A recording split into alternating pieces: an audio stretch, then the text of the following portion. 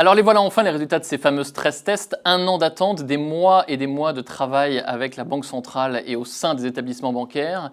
Et le premier verdict, eh bien, c'est l'absence de mauvaises surprises. On avait 130 établissements soumis au grill, au scanner de la Banque centrale européenne, et au bout du compte, seuls 25 sont recalés. 25, dont 20 quasiment inconnus. On a effectivement Monte dei Paschi di Siena qui est recalée, la plus vieille banque du monde, l'italienne. On a aussi des banques grecques. On n'a aucune française. C'est aussi un des enseignements importants.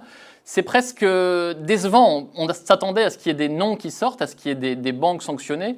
Au bout du compte, on en a seulement une dizaine qui vont devoir se recapitaliser, et pour un montant de moins de 10 milliards d'euros. Alors la question qu'on se pose immédiatement, c'est est-ce que ces stress tests étaient vraiment stressants? Est-ce qu'ils étaient vraiment crédibles? On se souvient du fiasco de 2010-2011, il y avait déjà eu un exercice de test. Quasiment toutes les banques avaient passé, et puis quelques mois après, on voyait des banques irlandaises, des espagnols qui faisaient défaut, et ça minait totalement la confiance dans le secteur bancaire. Donc cette fois-ci, est-ce qu'il faut croire à ces stress tests, à leur efficacité?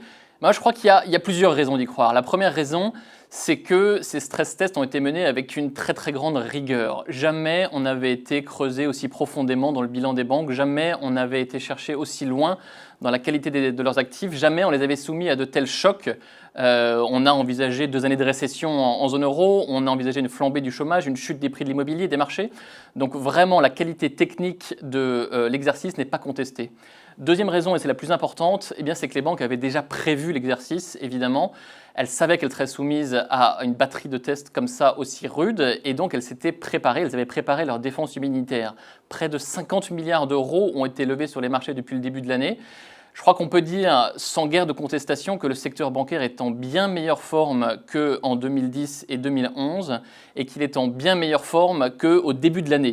2 raisons de croire donc à l'efficacité de ces stress tests qui vont ouvrir la voie à l'union bancaire. L'union bancaire, c'est quoi? C'est un système de supervision unique au sein de la BCE qui sera forcément plus impartial, et ce sont des mécanismes de gestion des crises qui seront aussi plus efficaces pour qu'on évite de rééditer les moments de panique, les fiascos des années 2011 à 2013.